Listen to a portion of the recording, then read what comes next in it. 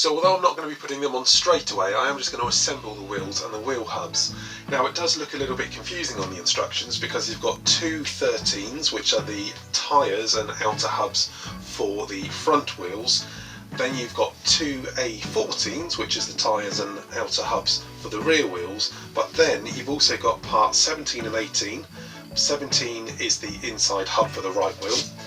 Part 18 is the inside hub for the left wheel, and then you've got two inside hubs for the rear wheels.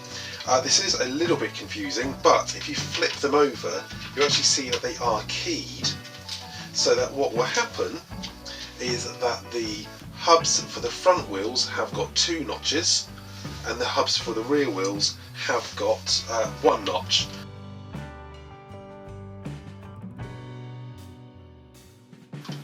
I realised I could do this a lot more cleaner if I'd actually put the Tamiya Extra Thin or the glue inside and then drop the inner hubcap on, but that join is actually on the tyre wall, not where the hubcap joins. So actually I'm just putting this around on the outside because that's hopefully going to give me a bit more of a smoother finish, although I probably will need to go around with a little bit of filler and then file it off just to make sure that the wall of the tyres is a lot more cleaner.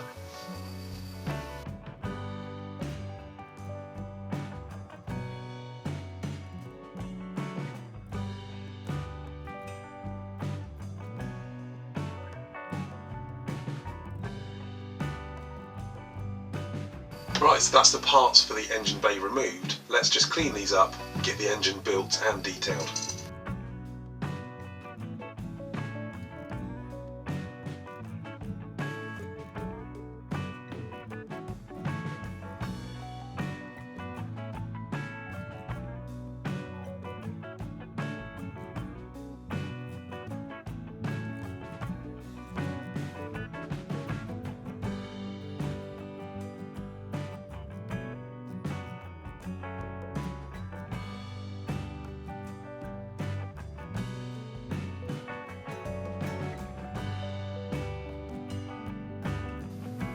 So I'm going to want to make my base colour for this, which is a dark yellow, no matter what scheme you go, unless you're going for that complete all over grey.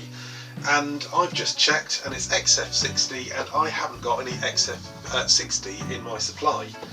However, I do have a few things. First of all, I thought the XF78, which is a wooden deck tan, but this is more sandy rather than the yellow that I was thinking of. So I have also got some Vallejo. Now what I'm thinking is I have, which is actually quite a yellowy colour, the sand ivory. It's actually quite similar to the deck tan. I have also got some tan earth, and I'm thinking of a combination of those with maybe a couple of drops of medium yellow, just to try to add a bit more of the yellowness to it and try to make my own dark yellow colour. I got about 100 of these for not very much off of eBay. They're little squeezy bottles, very much a smaller version of what the Vallejo come in, and hopefully I can get a dark yellow colour which will be in keeping with the style, and I'm going to be using the box as the reference, looking for that yellow shade there. Let's start with a base of the sand, the ivory colour, which is 71.075. Now let's add some of the tan earth. This is 71.079. Yes, it needs a bit of yellow in there.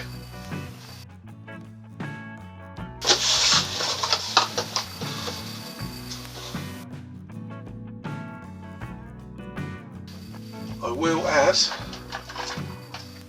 some thinner with this. Although the Vallejo is pre-thinned, I'm just going to add a little bit more to it just to aid the mixing.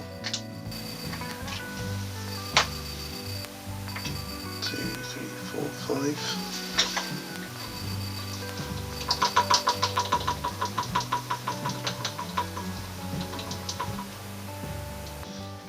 Touch more yellow. 40, 20, 15 of that, 5 drops of thinner. I'm going to put another 5 drops of yellow in. 1, 2, 3, 4, 5, and that has just given us that extra little yellow tinge to it. Now I am going to add a bit more yellow.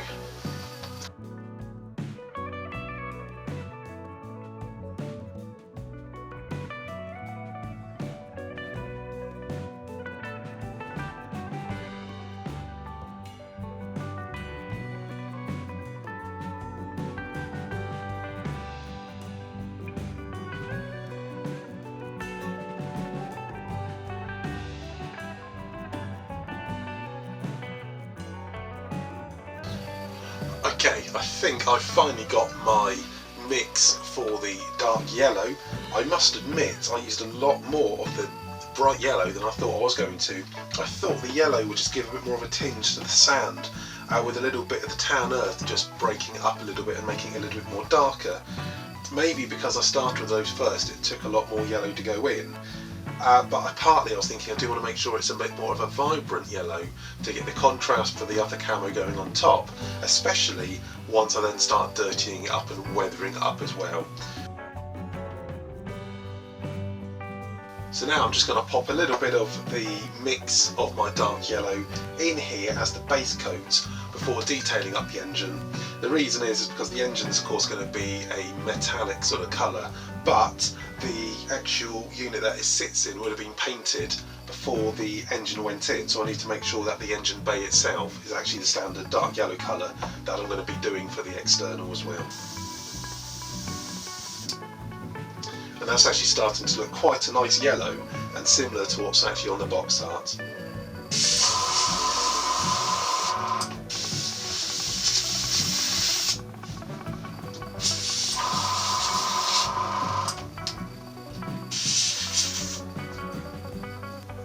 So I've put my dark yellow into the engine bay using my mix-up of the Vallejo Model Airs. That's looking quite good. I want to make sure it dries properly because to detail up the engine, some of the paints I'll be using will be the Mr. Hobby metallic colours, and these are enamel based. So I need to make sure that the acrylic base of the Model Air is properly dried, so I'm going to leave that overnight.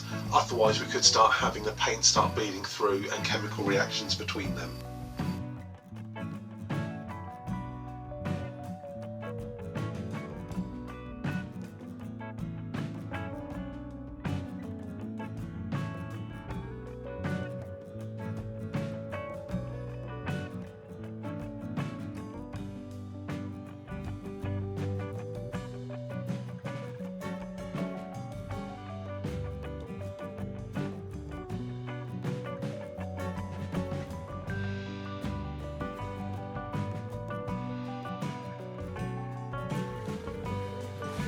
Now I'm just putting in this part A5, which is a little bracing unit. However, you've got to make sure when you do this that you file down the tab where it comes from the sprue right there.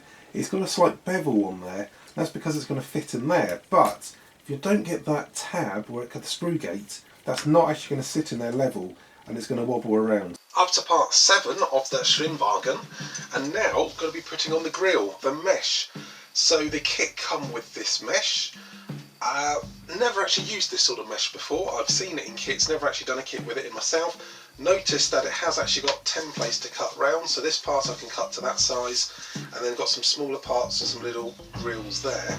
And to glue it in place, instead of using the normal Tamiya thin, although this is plastic, it might work, I don't know, but instead of using Tamiya thin, I'm going to just use some standard super glue instead.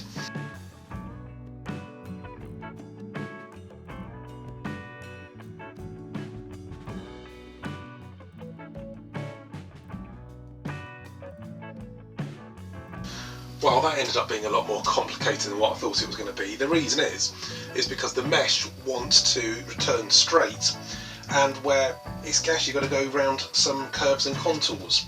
So in here I had to put a blob of glue on one end, put it in place, then use some accelerator on there just to hold it in place. Once that had dried, another blob of glue on the other side, and now we've got the grills on the inside.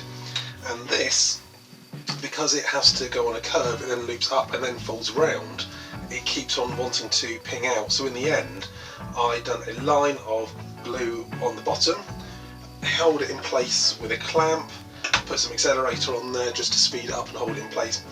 Then along the edges to get that first going along straight, and then on the contour there, using 2 clamps, one to hold it down in one direction, then another to push it into the corner, and the second to keep it there. And once that had dried and got some accelerator on, I then used another clamp just to get that final bend in there. Having now built the engine and the internals of the model, before putting it together I wanted to give it a quick wash and a detail. I've just gone around the engine just to pick out a few details on there and just given the entire insides a coat of Humbrol Dark Brown Wash, slapped it all over, and then waited a couple of minutes, got a cotton bud dipped in some white spirit just to try to take the heavy off. I've put the differential cover over and just painted up a few of the details on there. So once that's all fine and the enamel white spirit has evaporated off and I'm happy with the detail on the inside, I can then seal that up, and then it's going to be focusing on the outside and then getting onto the main part of this, which is actually going to be the camo pattern. Since the last bit of recording, I've gone through and managed to get the rest of the model detailed up. Now it's a case of priming it and painting it. I will be priming it with the AK Interactive white primer. I decided to go for the white one because I've got it in stock, and because I'm going to be putting a yellow on top of it as the base and then putting the camouflage on there, so I do want quite a light primer.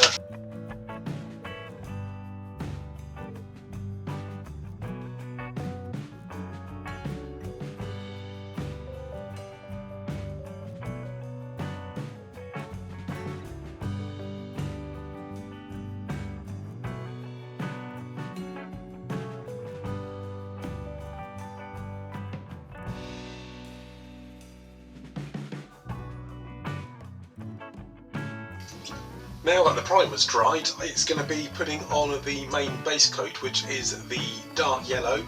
It's XF64 for the Tamiya one. I haven't got that in, so I've made up my own version by mixing together some various Vallejo paints, and I've got a dark yellow colour which I think matches the box art quite nicely.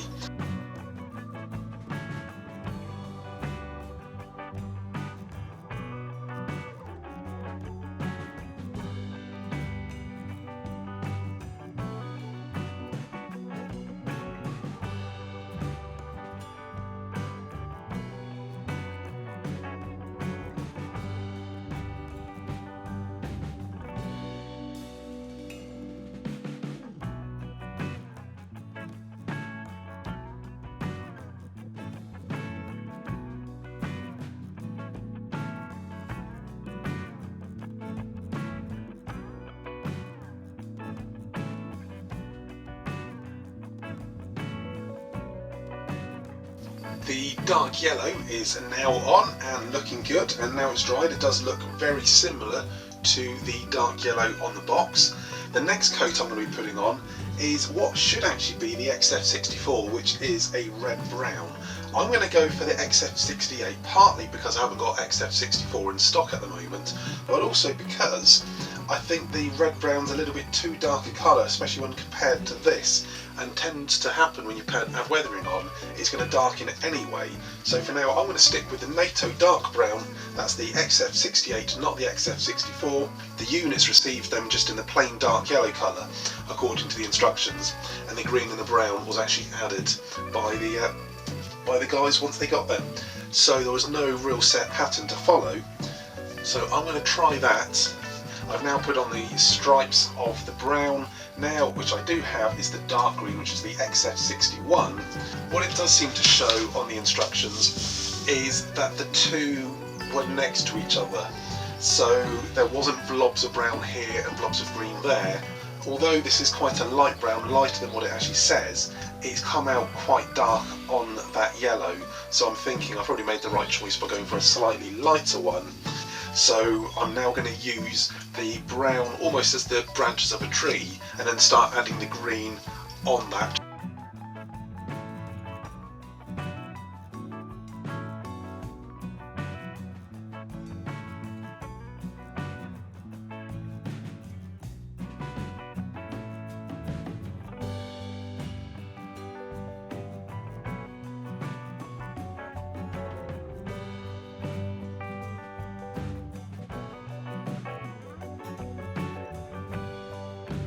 got the green on, I think in hindsight I probably should have gone for something like an XF26, more lighter green, not this dark green, because I do feel so it's come out a bit too dark. So I'm going to stick with that for now, let that dry and take the masking off for those things, and hopefully once we get a bit of weathering on it will start pulling it together. Since the last bit of filming I've managed to complete the camouflage, and what I did is there was a bit of overspray with the Tamiya paint. It seemed to be spitting. I should have stopped, I carried on and absolutely regretted that, because although you had the cam lines there's more fuzz to it than what I really wanted, and it just sort of speckled effect. However, the Vallejo paint does seem to go quite smoothly through the airbrush. Don't know whether it's mixture, formula, maybe there's a bit of muck somewhere and the airbrush hadn't been completely cleaned out. So I took a bit more of my Tamiya, of my Vallejo mix, popped that into the airbrush, and then very gently went over the dark yellow pattern for the camouflage, which was the base coat, and that smoothed down the over bits of the speckled effect and actually seems to have come out quite well. I've now just popped on a few more of the extra details. I've got the seats in, got the canopy on, a few other little bits and pieces around there, still got a few extra bits to go. First thing is to get the decals on. I've got a little bit of water in a tray, a bit of light weathering, and then call this done.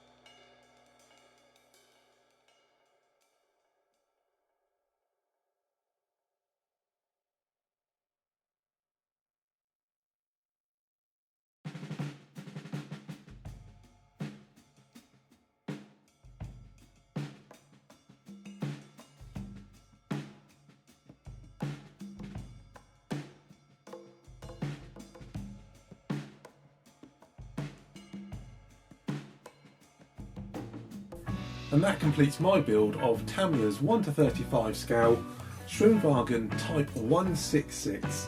It's been a fun little build, something different. After the decals went on and I'd set them down with some of the MicroSol just to bed them in, I then went over and gave it a final weathering. All I used was Humbrol Dark Brown Wash, the enamel version, which is what I'd used on the inside as well for consistency. I just brushed that all over the outside, and before it had a chance to dry, wiped it off again using kitchen rolls and cotton buds, and in areas where it was a bit stubborn, used a bit of white spirit just to loosen it. I didn't want to leave it too dirty, but I did want to give it an overall go over, because that would then help tie it in with the 3 different colours for the cam, and just to generally give it a good weather. So I did want to dirty it up a little bit, but not make it so it's completely weathered. I haven't put mud over the wheels. I was tempted to do that, get some weathering powders in there like you might do with a tank. I decided I would go with leaving the engine compartment open. I'm pleased with how the figure turned out as well. Wasn't too sure how he was going to go, but he's turned out well enough, so I thought I'd leave him in. And generally I'm happy with how this has gone. So it's a nice little model, something different. That concludes my build of Tamiya's Schwimmwagen Type 166 in 1:35 scale. Hope you've enjoyed it, hope you got something from it. Make sure you subscribe to my channel to see my next project, what else I'm going to be reviewing, what else I'm going to be building, and if you have any comments please leave them below and I'll try to get back to you as soon as possible. Let me know what you'd like to see me build in the future, or if you've got any hints and tips of how I could have done this one different.